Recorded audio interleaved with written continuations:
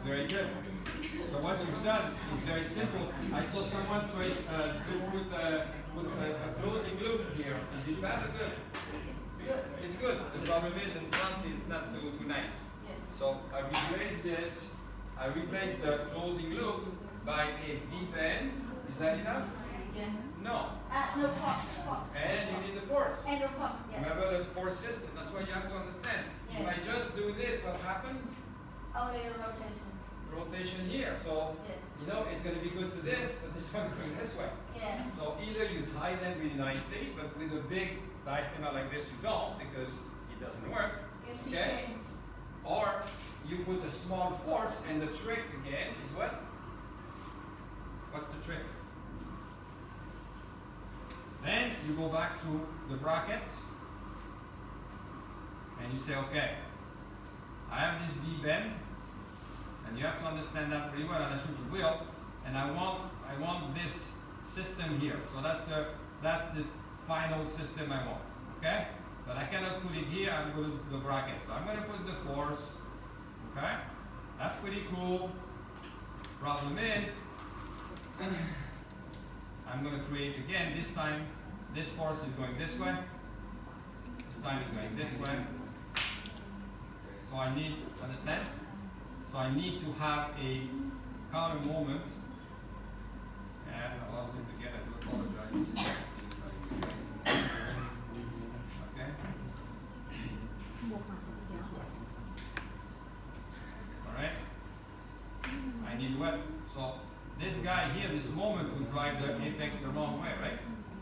So you need to be able to have this counter moment and this counter moment. And the trick is not the force, it's the balance between the force and the moment. So because you use two systems, one is the V-bend and one is the force, in this situation, I keep the force the same, I just change the angle of the V-bend. It's easier. See what I mean? Yes. And that's the trick. But you can do it the other way around if you want. Thì cái mà mấu chốt đó là chúng ta bẻ cái V-bend là chúng ta có thể chỉnh được cái độ nghiêng góc của hai cái V-bend ở phía hai bên để chúng ta điều chỉnh cái moment. Excuse me. It is okay. Could you show us how to calculate the count moment when we put the V-bend into brackets? You can, if you know, you could, yeah, you could, absolutely. The calculation in this case is very simple. Yes. So,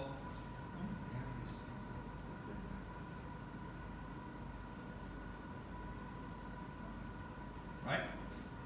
Yes. I know. Let's assume they're both sides the same. Yes. So you have F, and the moment created, Yes. goes times D. Yes. Okay, let's assume F equals 50 grams, I don't know. Yes. 50. Moment And D is is 10, 500 Okay. gram millimeter. Okay, Yes. that's it. Is that? The count moment, how we can calculate it is equal to 500. That's exactly what I'm saying. The problem you have is you cannot calculate it really well. Okay, it's hard to calculate. Yes. Calculate the moment. It's hard to measure. Yes. Okay, so the idea it depends on theta and all sorts of things. It depends on the wire you use. It depends on the angle you use. Yes. Depends on many things. Okay, but usually if you use, I use a 17 by 25 Yes. TMA. Yes.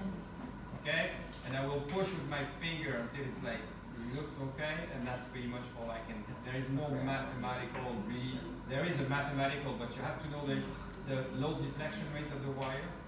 You have to know many things. Okay, but the idea is usually what you do. You start with a very simple V-bend. Yeah. Okay, all right. You can probably calculate it. That's a D2. D2. Okay. All right. So if I put a force here, all right, and I put a force there, okay, I know now that that would be F2. Whatever, I lost again. F2.